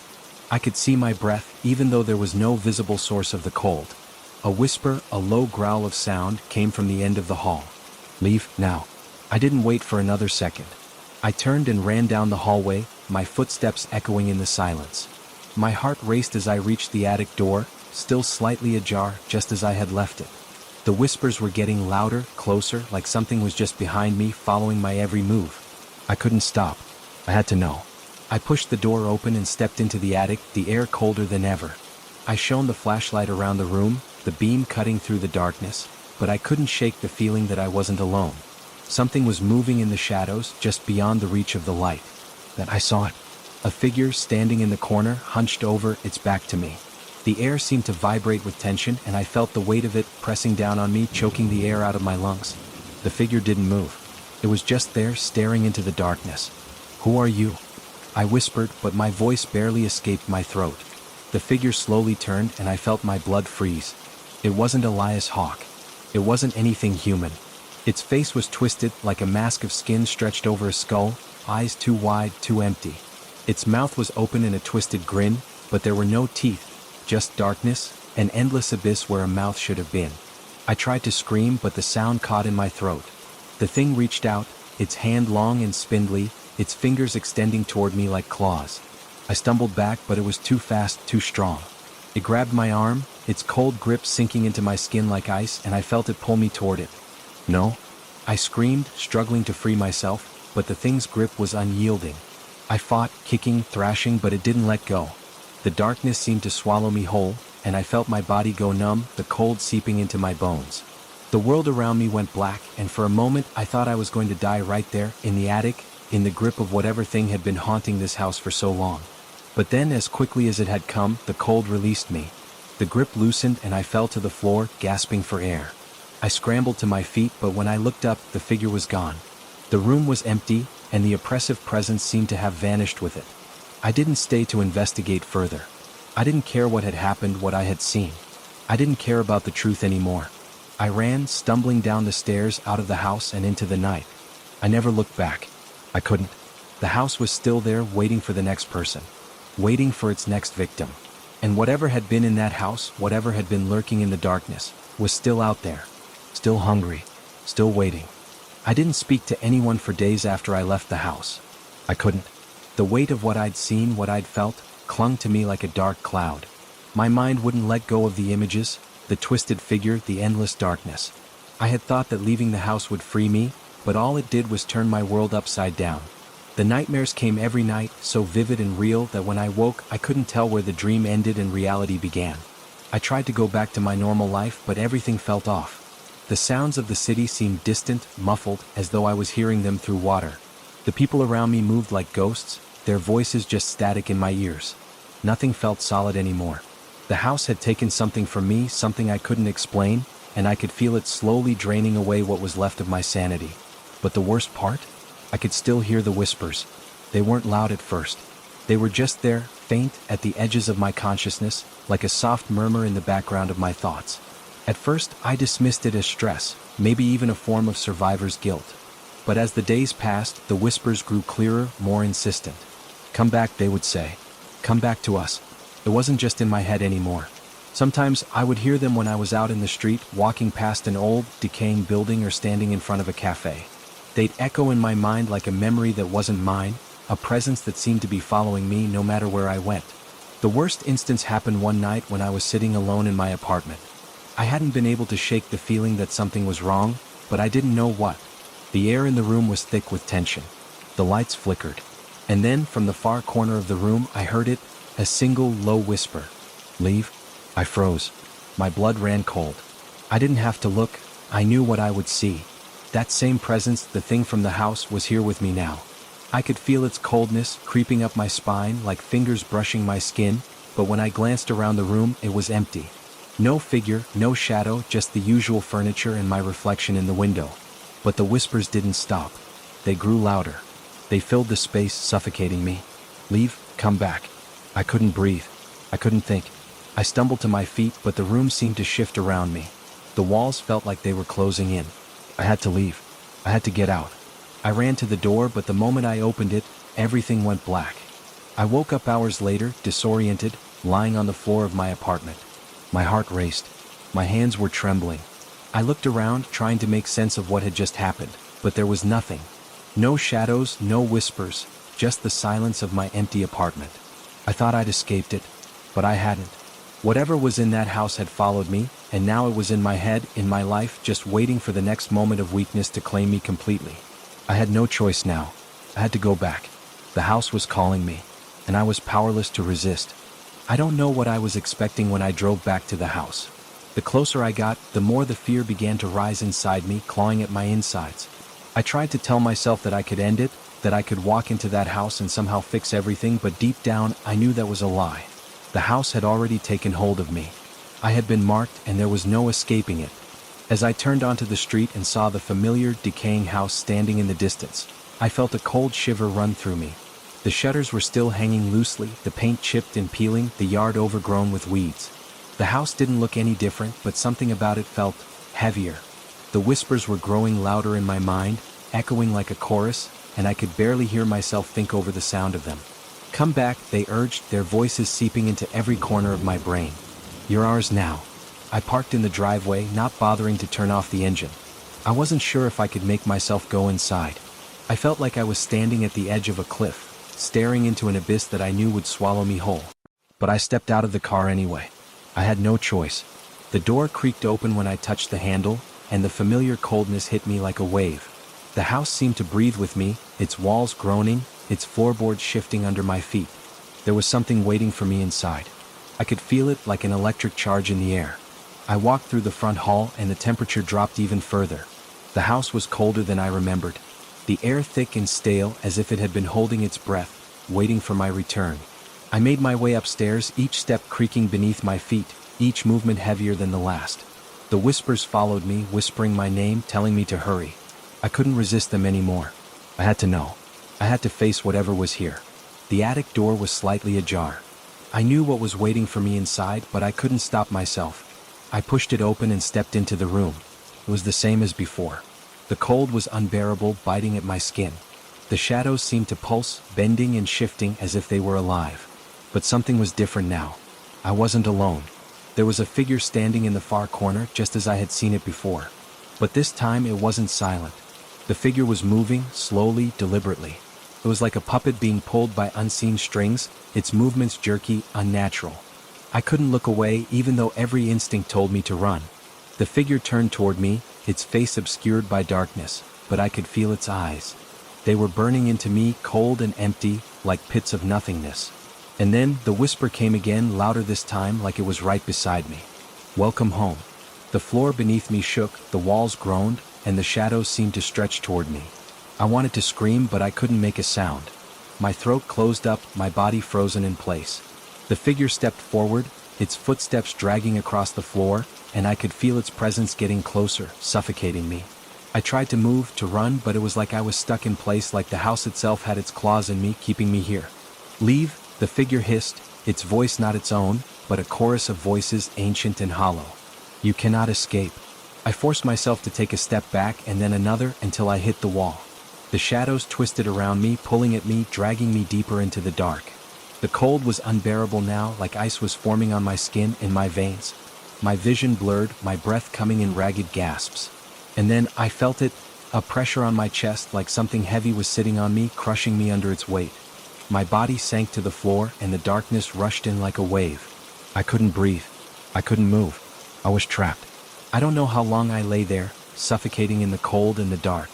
The whispers had stopped, but the weight on my chest remained. It wasn't until I heard a door slam in the distance that I managed to force myself to my feet, gasping for air. I stumbled out of the attic, down the stairs, and out the front door, running as fast as I could, not daring to look back. The house seemed to watch me as I fled, its dark windows like eyes, staring into my soul. When I finally made it to my car, I didn't even hesitate. I got in, slammed the door shut, and drove away, not caring where I went, just needing to escape. But even as I drove, I could still feel it. The presence. The whispers. They were there, in the back of my mind, in every shadow, every corner. And as I looked into the rearview mirror, I swore I saw the outline of a figure standing in the driveway, watching me leave. It wasn't over. And I didn't know how much longer I could keep running. I didn't stop driving that night. I couldn't.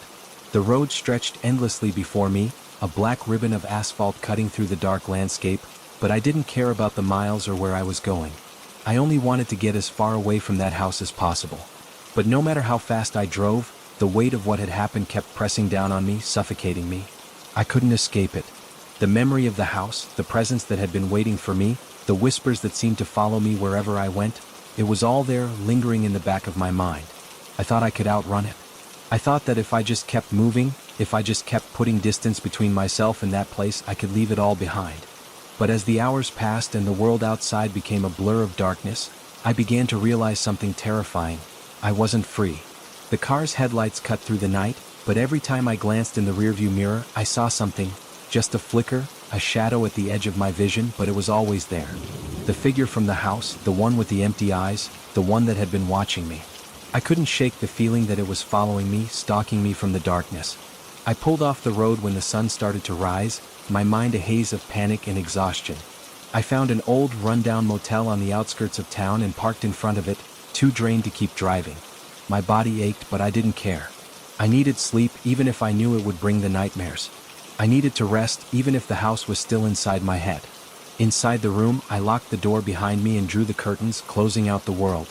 I collapsed onto the bed, my mind racing, my thoughts spinning in a never-ending loop. I couldn't escape it. But then, just as I was beginning to drift off, I heard it. The whisper. It was soft at first, like a rustle of leaves in the wind, but it grew louder and clearer. Come back. I froze. My heart thudded painfully in my chest as I sat up in bed, staring at the door, waiting. I told myself it was just exhaustion, just my mind playing tricks on me. But deep down, I knew it wasn't. I wasn't alone.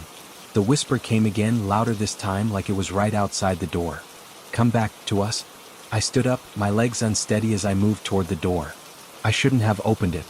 I knew that. But something inside me, some deep, uncontrollable urge, made me do it anyway. I cracked the door open just a little, enough to peer into the hallway. The lights flickered above, casting long, twisted shadows that seemed to stretch and writhe as if alive. The motel was empty. The hallway was silent, save for the faint hum of a distant air conditioner. I stepped out, my footsteps echoing in the silence, and moved toward the stairs. It wasn't until I reached the bottom of the stairs that I realized what I was doing. What I had come here for. The house. I needed to go back. I wasn't in control anymore. Something in me had snapped. The house's call, its whispers, had sunk so deep into my mind that I couldn't escape. I didn't want to escape. Not anymore. I got back in my car and drove, heading back toward the town, back toward the house that had ruined my life. The further I drove, the more the feeling of inevitability settled in. There was no point in fighting it. I had to go back. The house had claimed me, and there was no turning back now. When I reached the house, I saw it in the distance. It looked different somehow. The windows were dark, the air thick with an unnatural stillness. The house seemed to pulse with something dark, something alive. I parked in the driveway, the engine still running, and sat there for a moment, gathering the courage to get out. The whispers were louder now, filling the car, filling my mind, until I couldn't think of anything else. It was as though they had taken over completely. Come back, you belong here. The door to the house creaked open on its own, as though it had been waiting for me. I stepped out of the car and walked toward it, my feet moving of their own accord like I was being drawn in. As I crossed the threshold, the house seemed to close in around me. The air was thick, suffocating, and the temperature had dropped several degrees. The house was alive with sound now. The creaking of floorboards. The low, echoing whispers. The faintest sound of footsteps in the hall behind me. I didn't want to turn around. I couldn't. But I knew something was there. Something was waiting for me. I could feel it in my bones. I moved through the house, drawn like a moth to a flame, my every step echoing through the darkened rooms. And then I saw it. The figure. It was standing at the top of the stairs, waiting for me. Its dark, hollow eyes fixed on me, its grin wide and stretched. It was the same figure, the one I had seen before, but it was different now. It had changed. It had become more real. Welcome home, it whispered. I felt my legs give way beneath me as the room seemed to spin. I couldn't breathe. My vision blurred. The whispers filled my ears, drowning out everything else. Welcome back, it said again. And this time I didn't fight it. The house felt different now. Heavier somehow. As I stood at the foot of the stairs, staring up at the figure, something deep inside me whispered the truth that I had been denying. This wasn't just some haunting, some twisted game of my mind. It was real. The thing I had been running from, the thing that had followed me, was here now, and it had been waiting for me. The figure didn't move, its form frozen at the top of the stairs. But I could feel its presence, its eyes boring into me with an intensity that made the air feel thick and suffocating. I wanted to turn and run, but my legs were rooted to the spot, my feet unwilling to obey. Welcome back, the figure repeated, its voice a low rasp like nails on a chalkboard. You've finally returned. I swallowed, my throat dry, my pulse hammering in my ears. I had to leave. I had to get out. But as I turned to flee, I felt the house shift. The walls groaned, the floorboards creaked, and a sudden chill swept over me, colder than anything I had ever felt before. It was as though the house itself was alive and it was trapping me here. The whispers swirled around me, louder now, more urgent. Come closer, they coaxed. You belong with us. I backed up against the wall, trying to keep my distance from the stairs, from the figure. My hands were shaking, my breath ragged. I couldn't take it anymore. The walls felt like they were closing in on me, and the shadows seemed to move of their own accord, stretching out toward me with long claw-like fingers. I forced my feet to move, but each step felt like wading through quicksand. The house seemed to be pulling me in, dragging me back toward the center of its dark, oppressive heart. "Why did you leave?" the figure asked, its voice a whisper now, laced with a bitterness that made my skin crawl. "We were waiting for you. We knew you would come back." I didn't understand what it meant. I didn't understand why the house was calling me, why it had followed me, but one thing was clear: I was trapped. This place had its hooks in me, and no matter how far I ran, no matter how many times I tried to escape, it would always find me again. I turned and ran down the hallway, not daring to look behind me. My feet slammed against the creaky floorboards, my heart pounding in my chest like a drum. The house seemed to echo with my every movement, its walls vibrating with a low, almost imperceptible hum. The back door was just ahead. I could see the faint light of the moon through the crack in the doorframe. I could almost taste the freedom, just a few more steps, just a few more. A sudden crash echoed from behind me. I spun around, but there was nothing there. Only darkness. I ran faster, my breath coming in shallow gasps, my hands trembling as I reached for the door. It wouldn't open. I pulled at the handle, but it was locked, the door immovable, as though the house itself was refusing to let me leave. "Please," I whispered, my voice breaking. "Let me go." But the house didn't answer. The walls just groaned louder, the shadows growing thicker, more oppressive. The whispers surrounded me, deafening until I couldn't think, couldn't breathe. And then, as I stood there, shaking, trapped in that cold, suffocating space, I heard it, the sound of footsteps behind me. Slow, deliberate, like someone walking toward me from the darkness. I spun around again, and this time it wasn't the figure. It was worse. A man stood in the doorway, his face obscured by shadows, his form tall and thin, just like the figure. His eyes gleamed in the dark, cold and empty, and his mouth stretched into a grin that didn't reach his eyes. "You're not leaving," he said, his voice low and ragged. "None of you ever do." Before I could react, the temperature in the room plummeted, and I felt the hairs on the back of my neck stand up. The shadows seemed to come alive, swirling around me like a living, breathing entity, pulling at my clothes, tugging at my limbs. I screamed, but no sound came out. The man took a step forward, his grin widening. "We've been waiting for you. For so long. And now you're ours." I tried to run, to fight, but it was no use. The house had swallowed me whole. And this time there was no escape. The last thing I remember was the darkness closing in, suffocating me, and then silence. The next thing I knew, I was standing outside the house. My mind was a blank slate, my body unsteady as I tried to make sense of what had just happened. The house loomed in front of me, dark and silent, just as it had always been. But something was wrong. I wasn't the same person who had walked in. I could feel it. The cold, the shadows, the whispers, they were all inside me now, pressing against my skull, refusing to let go. I reached for the door, but it swung open on its own, as if welcoming me back. I stepped inside, and I realized with a sickening clarity that this house would never let me go. The whispers began again, only now they felt like my own voice. "Welcome home," they said. I didn't want to step further inside, but my body betrayed me. My legs moved of their own accord, carrying me through the door and into the house that had become my prison. The shadows stretched long across the walls, like tendrils reaching out to pull me deeper into their embrace. The whispers were louder now, swirling around me, tugging at my thoughts, feeding on my fear. I tried to stop myself, tried to turn and leave, but my feet wouldn't listen. I couldn't turn back. The house had me in its grip, and no matter how hard I fought, I couldn't break free. The air was thick with an oppressive weight, as if the very walls were watching me, waiting for me to give in. I could feel the presence of something ancient, something that had been waiting for this moment, this return.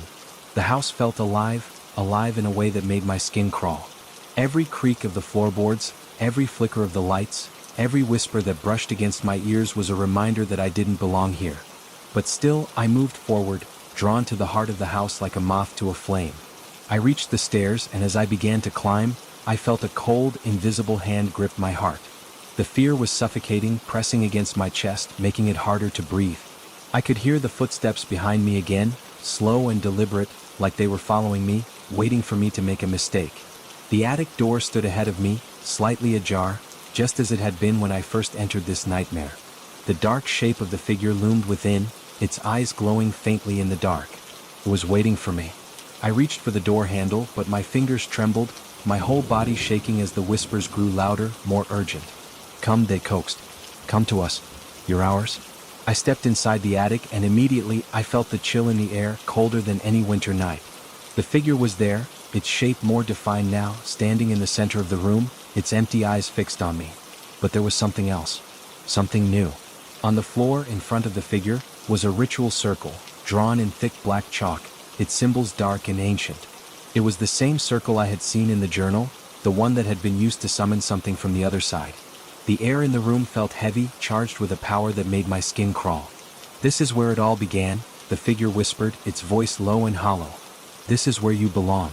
The shadows in the room seemed to grow thicker, swirling around me, closing in on me, and I could feel the cold, the unnatural cold, sinking into my bones. The whispers turned into words I couldn't ignore, speaking directly into my mind. "You are the one we have been waiting for. The one who will complete the ritual." I couldn't breathe. I couldn't think. All I could do was watch, helpless, as the figure took a step toward me, its eyes burning with hunger. "You've come back to finish what was started," it said, its voice no longer just a whisper, but a roar that rattled the walls. "You've come to seal your fate." I stumbled back, my heart pounding in my chest, but the room seemed to twist, warping around me. The shadows closed in tighter, pressing against my body, and I felt my legs give way beneath me. I hit the floor hard, but the impact didn't seem to matter. The house was pulling me down, dragging me deeper into its grasp. I tried to scream, to fight, but no sound came out. The house had taken my voice. And then I saw it, something moving in the corner of my vision, something that shouldn't have been there. It was a figure, tall and thin, but it wasn't the same as the one before. This one was different. Its face was twisted, its features distorted, like something that had been pulled from a nightmare. It stepped closer, its feet dragging across the floor, its eyes glowing with a sickening green light. "No escape," it hissed. "You can never leave." The shadows pressed against me, suffocating me, drowning me in darkness. I couldn't move. I couldn't breathe. I was trapped. The house had claimed me, and now it would never let me go. But then a strange thing happened. The figure stepped back, its glowing eyes flickering. The shadows seemed to dissipate, the cold lifting, and for the briefest moment, I felt a sliver of freedom. I could move again. I could think again. I looked up, desperate for an answer, desperate for a way out. But the figure was still there, its eyes fixed on me, unblinking. "The house will claim you," it said, its voice quieter now, almost gentle. "But you will never be free. Not truly. The binding has already begun." I tried to stand, but my legs buckled beneath me. The room spun and the walls seemed to close in. I felt something inside me shift, like I was being pulled into the very core of the house, deeper into its darkness. The figure reached out, its cold hand brushing against my cheek. The touch was ice, sending a jolt of terror through me. "Now," it whispered, "you are ours forever." And just like that, everything went black. I woke up in the attic, lying on the cold, wooden floor. My body ached, every muscle screaming, but I didn't move. I couldn't. The silence around me was deafening, thick and suffocating. I didn't hear the whispers anymore, but I felt them, deep inside me, gnawing at my mind. The figure was gone, but the house remained. The walls, the floors, the shadows, all of it was still here, alive with something ancient and evil. I stood slowly, the room swaying around me as if the house itself was breathing. The air felt heavy, charged with the same power that had enveloped me before. The ritual circle on the floor was still there, the symbols dark and ancient, the chalk long since smudged by time. I wanted to leave, but I knew that I couldn't. I was trapped. I was part of this house now, bound by something I didn't fully understand, something I couldn't escape. And as I turned toward the door, I heard it again. The whisper. "Come back." I stepped forward and the door slammed shut behind me. And I realized then, with horrifying clarity, there was no leaving this house. No escaping the darkness that had claimed me. I was part of it now. Forever.